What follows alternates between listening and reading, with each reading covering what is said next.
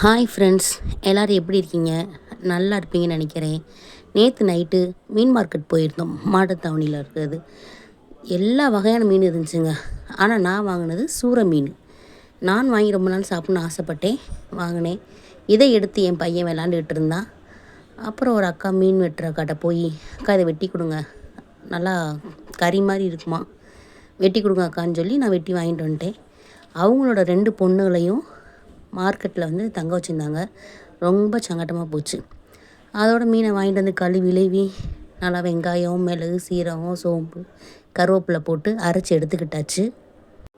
நல்லா அரைச்ச மசாலா, மிளகாப்பொடி, மஞ்சப்பொடி, உப்பு, கொஞ்சம் தண்ணி கலந்து நல்லா பெரட்டி எடுத்ததுக்கப்புறம் கார்ன்ஃப்ளவர் மாவு சேர்த்து அதையும் நம்ம நல்லா பெரட்டி மீனோட சேர்த்து நல்லா பெரட்டி எடுத்துக்கிறணும். மீனோட பெரட்டி நல்லா வந்து மீனை ஒரு 1/2 மணி நேரம் கிட்ட ஊற வச்சிடணும். நல்லா தோசைக்கல்லை பற்ற வச்சு நல்லா மீனை வந்து பொரிச்சு எடுத்துக்கிறணும்.